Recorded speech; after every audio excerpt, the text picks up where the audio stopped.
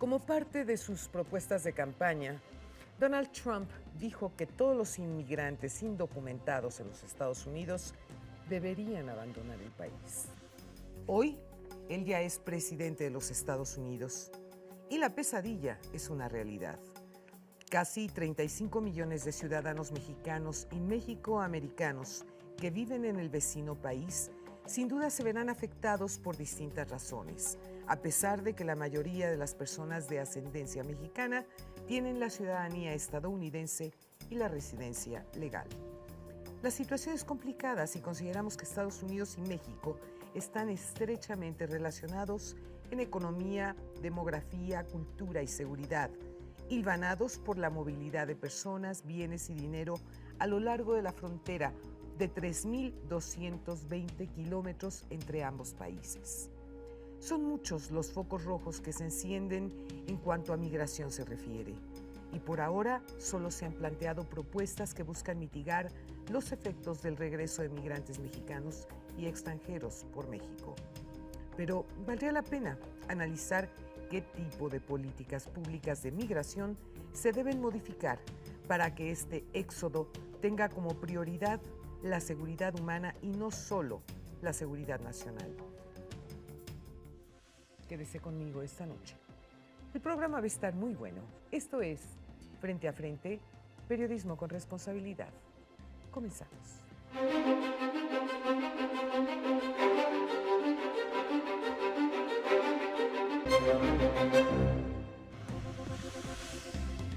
Esta noche me da muchísimo gusto recibir en el foro a la doctora Leticia Calderón. Ella es vocal del patronato de la Asociación Sin Fronteras, institución de asistencia privada. Leti, muy buenas noches. Qué bueno que estás conmigo. Gracias por la invitación, Loli. Leti, este tema de Donald Trump, este tema de los mexicanos que están en los Estados Unidos, él fue muy claro, muy contundente cuando habló que aquellos mexicanos que habían cometido algún delito eran pues los primeros que iba a deportar. No hablo de todos, que esto es muy importante señalarlo, porque de repente ha entrado un pánico terrible cuando imaginamos que vamos a recibir a millones de mexicanos, por un lado, y también se nos olvida lo siguiente, que el presidente Barack Obama fue el presidente que más mexicanos ha deportado en toda la historia de los presidentes en Estados Unidos. Sí, así es. Mira, tenemos ya 8 años en que se ha dado un retorno forzado vía la deportación Claro. Y también voluntario, digamos, dada la circunstancia en Estados Unidos, de mexicanos que han regresado al país. Entonces, prácticamente 2 millones de personas han regresado estos últimos años y, por tanto, en México sí hay ya una experiencia de lo que implica este retorno. Y tienes razón en que el aviso de Donald Trump no es que va a deportar a todos en principio, pero desafortunadamente sí habla, también dada la personalidad del presidente de Estados Unidos, de repente habla de un grupo, de repente del otro, y eso implica que sí hay que tomar precaución y previsiones frente a un escenario, digamos, el peor de los escenarios, y de ahí, tú tienes toda la razón, él ha anunciado que en primer lugar irían quienes tuvieran alguna falta. Pero ojo, y ese es el problema, podría ser desde una falta muy grave, de criminales realmente, que nos debería también preocupar eso muchísimo. Por supuesto. Hasta personas que han tenido alguna falta mínima en términos de tráfico o alguna violación pequeña también a la ley, dependiendo el rango como se considere en Estados Unidos. Y ese es el problema, que tenemos una ambigüedad en términos de quién podría ser deportado. ¿Recuerdas un grupo que se ha hablado mucho, el de los Dreamers? Sí, cómo no. Los jóvenes que se fueron pequeños y que han crecido en Estados Unidos, que tienen un permiso hasta este momento, pero que es de los grupos que ha sido muy sensible y ha reaccionado porque también ha sido abiertamente señalado como uno de los potenciales retornables. Desafortunadamente, desde mi punto de vista, Donald Trump sí presenta como un frente muy violento y que algunas de las cosas, decía yo, puede querer llevarlas a cabo porque puede. Mira, un tema, y por eso hay que levantar las antenas. Sin duda. Es con el tema de los Dreamers. ¿Sí? Esa fue una acción ejecutiva, como se dice en Estados Unidos, que la tomó Barack Obama justamente porque no pudo pasar la legislación migratoria. Correcto. Entonces la pasa y depende de él. y entonces depende del presidente en turno también quitarla. Por supuesto. Y de ahí el problema de que pueda o no pueda, o de contentillo pueda modificar una cuestión que afecta a millones de personas. Sí, sin duda. Yo creo que lo que me parece importante desde México, preparar un escenario, y creo que hemos hecho cosas al respecto. Simplemente yo, hablando a nombre de Sin Fronteras, 20 años de experiencia trabajando el tema de inmigración. Claro. Y entonces hay muchas de las cosas que sí dependen de este presidente con esta personalidad, con este escenario. Y que además tiene el Congreso. Ojo, además, tiene la Cámara de Diputados y tiene a los senadores. Es decir, es una situación realmente para él muy favorable. ¿Eh? Para él muy favorable y muy desfavorable para nosotros, porque además, tengo que decirlo porque desafortunadamente así es, pero aunque pueda cambiar ya en la presidencia, su designación de personajes clave en el tema que me digas es realmente tremenda. Sí, claro. De la ultraderecha o gente que de plano no cree ni en el cambio climático como si fuera un acto de fe. Gente millonaria, es decir, es el gabinete más millonario de la historia en todos los Estados Unidos. Bueno, pero podrían ser millonarios progresistas, ¿me entiendes? Son gente con una mentalidad muy cerrada. A ver, tienen que ir de acuerdo a lo que es la personalidad de Donald Trump. Claro, no podemos nosotros esperar que vaya a incluir a demócratas dentro de su propio gabinete, ¿no? Pero fíjate, por ejemplo, en el caso del vicepresidente, estás hablando de un personaje que ha llevado a cabo, con el tema migratorio, nada más para no abrirme demasiado, propuestas muy duras, muy rígidas cuando fue gobernador, pero también cuando fue congresista. Entonces, realmente, más allá de la personalidad, más allá del cargo de presidente que no puede definir absolutamente todo, hay afortunadamente un equilibrio de poderes, pero en este momento sí hay una geografía de ese equilibrio que se alinea hacia un lado que es totalmente desfavorable. Desafortunadamente aquí nosotros somos los vecinos directos a los que nos agarró como pues ahora sí que de su punching bag. Punching bag, sí. Bueno, y también tienes a los chinos, por ejemplo, porque ha habido un ataque brutal a los chinos. Bueno, fíjate, Lolita, y creo que en esto coincide todo mundo, es que ¿con quién no se peleó? Sí. Bueno, a las mujeres nos atacó, digamos, como grupo, aunque nosotras no somos estadounidenses, pero realmente no tuvo ningún pudor para atacar al grupo que fuera y que era políticamente impensable que alguien públicamente pudiera decir semejantes cosas. En el tema migratorio hay varios, que nos obliga a ponernos en alerta extrema, porque si él realmente cierra, como ha anunciado, las fronteras, eso implica que México ha sido país de tránsito digamos, de la manera como lo es actualmente, hace 10 años. Sí. Y eso implica que mucha gente que va hacia Estados Unidos no tiene pretensión de quedarse en México, sean centroamericanos, sean cubanos, sean haitianos, se van a quedar en nuestro país. Y hay que prepararnos y también cambiar nuestro propio discurso. Y esa es una de las cosas que, por ejemplo, desde Sin Fronteras se discute mucho. México como país hospitalario y pensarnos diferente para no hacer lo mismo que hacen ellos. Bueno, incluso hay un punto muy interesante. He oído cualquier cantidad de opiniones en donde dicen, bueno, no está en contra realmente de los mexicanos y no está poniendo el muro o no quiere poner el muro por los mexicanos, sino por los musulmanes, como si este fuera el camino obligado para llegar a Estados Unidos, cuando realmente han habido una serie de ataques a los Estados Unidos, efectivamente de personas de origen musulmán, pero nacidos ya en Estados Unidos. No, y eso está pasando también en Europa. Claro. Que eso es parte de lo que tiene desconcertado al mundo entero. Y lo del muro, que es una agresión tremenda, la simple mención, primero tiene mucho tiempo, desde los años 90, que se inició esta valla espantosa. Hombre, pero nada más hay que ir a Ciudad Juárez. Bueno, digo, claro, ¿no? Pero si ahí está ya. Ahí está. ¿De qué estamos hablando? Claramente desde los 90, claro, ¿no? Con Clinton. Claro. Y ha ido avanzando. Realmente casi la mitad de la frontera se ha dividido físicamente hablando. Sí. Lo cual habla de que México, siendo un socio comercial estratégico, como lo sabemos, nunca reaccionó frente a eso. Claro. También habría que considerar que en varios estados en Estados Unidos hubo intentos de pasar legislaciones muy fuertes contra los migrantes y en Arizona una ley abiertamente antimigrante. Sí, por supuesto. Y la verdad se llama mexicano porque ahí el 95% de los migrantes son mexicanos. Sí, sí.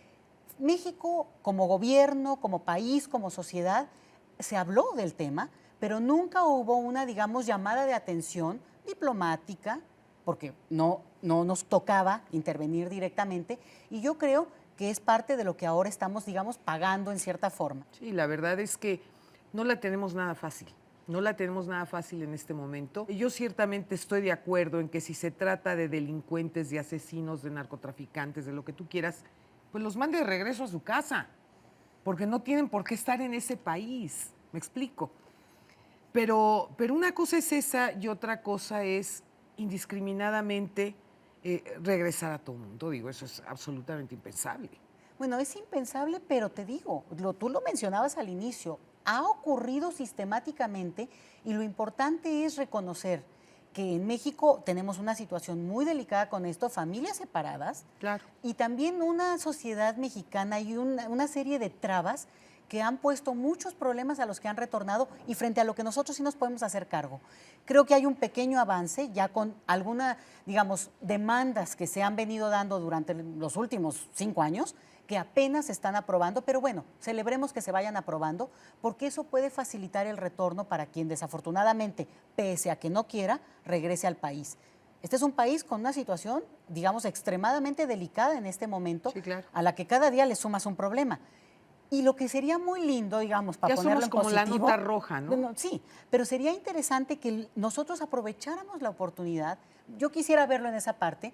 Digamos, Trump es el extremo de lo que nosotros no podríamos haber esperado ni en nuestras peores pesadillas, Sí, claro, que hay que enfrentar. Por ejemplo, se habla de remesas que podrían ser colapsadas. sí, bueno. Bueno, o sea, el punto aquí es pensar, ¿por qué llegamos a ese nivel de dependencia de las remesas en un país que es la 14ª economía más rica del planeta? Bueno, Lolita? estamos hablando de la segunda entrada al país. Lo ¿no? cual O sea, es injusto si lo vemos en una perspectiva donde tienes una economía que, como lo dicen los números, bueno, no tendría por qué tener este nivel de desigualdad. absolutamente. Entonces, yo creo que es una oportunidad también para discutir a nuestra sociedad como una Claro. sociedad que se piense distinto, entendamos que nosotros realmente nunca hemos tenido diversidad, digamos, migratoria en nuestro país. Menos del 1% de la población que radica en este país es de origen extranjero. Sí, claro.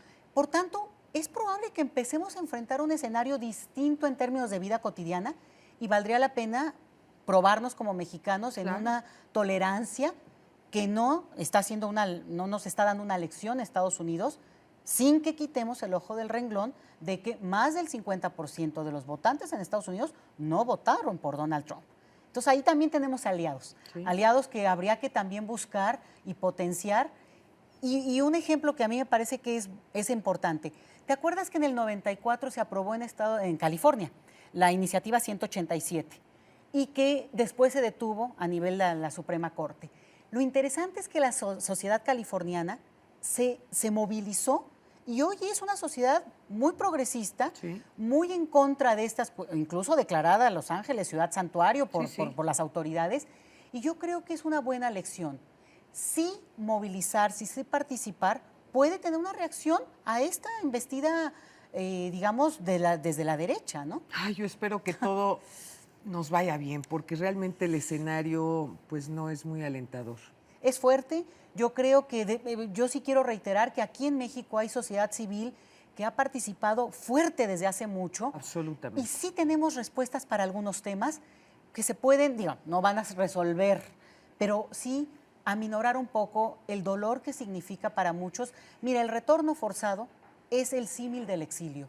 Es una movilidad que la persona no planea, no decide Sí, y claro. que no está en sus planes. Por supuesto. Frente a eso, yo lo que creo es que la tolerancia, la recepción, la hospitalidad es lo que toca a México, gobierno, sociedad y bueno, a todos los que estamos en esta, ¿no? Absolutamente. Y desde algún lugar de Europa, José Luis Belmar nos presenta Una mujer en la historia.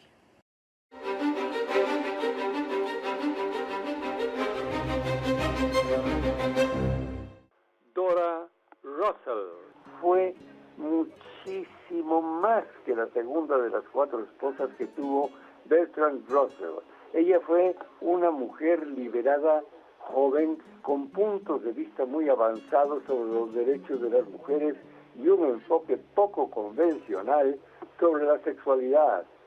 Una brillantísima estudiante con grandes aptitudes para los idiomas, pues dominaba el alemán, latín y griego, Ya en su adolescencia ganó becas en lenguas modernas en el Colegio Gritton, en Cambridge, establecido en 1869 como el primer colegio residencial para mujeres. Sus metas pueden interpretarse en el subtítulo del primer volumen de su autobiografía, Mi cruzada por la libertad y el amor.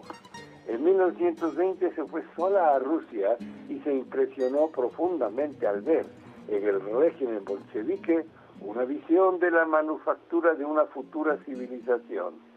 A partir de entonces se convirtió en una inquebrantable admiradora y defensora del comunismo en Rusia y vio como misión contribuir en algo a lograr la paz entre Oriente y Occidente. Dora siempre se negó a casarse solo por legitimar el primer hijo que tuvo con Bertrand Russell en noviembre de 1921. La tolerancia de las diferencias individuales y la igualdad sexual, dijo Russell, son esenciales para la armonía mundial, así como una reforma de la educación. En 1927 publicó El derecho de ser feliz, enfocado a la forma correcta de nutrir el espíritu humano. En 1932, Bertrand Russell terminó el matrimonio. El divorcio fue en contra del deseo de Dora, quien en su libro En defensa de los niños, publicado en 1932, asegura que los niños, al igual que las mujeres y el proletariado, son las clases oprimidas. La frase revela claramente la interconectividad de sus ideas sobre la educación y sus puntos de vista internacionales sobre el feminismo. Desde Europa, José Luis Belmar presentó para Frente a Frente a una mujer en la historia, Dora Russell.